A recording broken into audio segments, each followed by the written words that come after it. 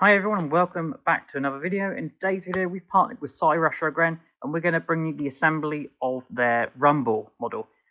Let's get straight into it. You don't want to see all that, the unpacking all that. What you want to see is a little bit of the old Mark magic where we just snap our fingers, we come straight back and the magic has happened and it's all stripped down. So 3, 2, 1. Okay, and here's by magic, it's been done. Here's your Allen key here, and you're going to then undo these.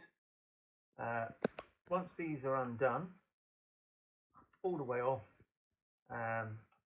you're then going to locate the handlebars into that part here. So this piece here will come off, all the way off, which I'll show you in a moment, and then you've got the handlebars here, which these will go up here with obviously the display facing you.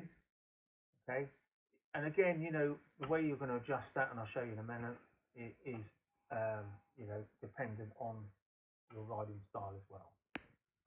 Okay, so now what we're going to do, I've removed the cover off here with the 4 Allen bolts here and remove that away. You see it's got some grip in here. On the handlebar itself, you can line up that center target in there and it gives you different angles you can have it in it. But I would definitely line up the center with the center of the bracket here. Tilt your display out the way, watch the wires, and that will just clip over the top here. And then you're going to reintroduce the Allen bolts in each one. And again, you know, just do these to start with, just finger tight, so they will locate. Don't tighten any one of them up individually.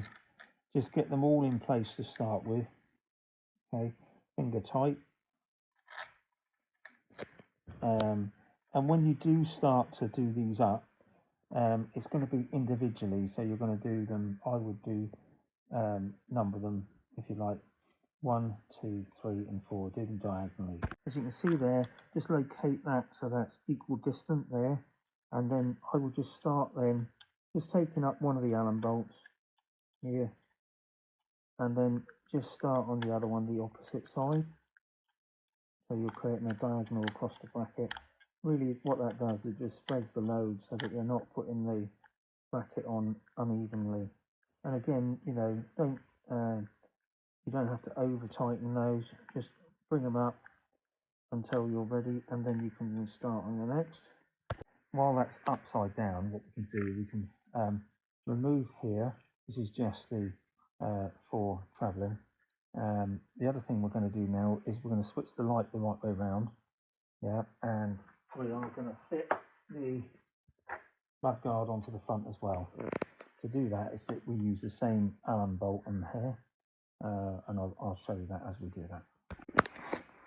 Okay, so what we've done, we've removed the front headlight so it's facing forward. Obviously you can adjust this to whatever beam you want, so you can adjust that up or down. You can also adjust this up and down on the bolt here, depending on how high you want that. And the same with the mudguard as well, so that will go up and down with the bolt. So all you do there is if you start tightening this, so what you'll find is on the other side of this Allen bolt here, you've got a bolt at the back of there, so you might need to get some pliers one side of it, or some long nose pliers, just to hold it for the final tightness. Okay, so next thing I'm going to do, we're going to fit the wheel onto the forks. So it does come, if you look on the wheel, it does come with these bolts on the end, and we've got 2 locking washers here. They're the same either side. You've got to make sure these are on the outside, and they must lock into the frame on the bottom there. They've got 2 recesses. A bit of advice with this, I would undo these as much as you can, all right, to give yourself plenty of play. And remember, the important thing is to locate this disc into the holder here without damaging the pads. So when you're doing it, just raise it up nice and gently. Look at the disc first where it goes, so it slots right in, and then that should slot in there nicely. Then you can locate your 2 washers here, and the same the other side. And then you're going to do this up by hand to start with, so it just locates that washer in place. Same the other side. Okay, just hand tighten them.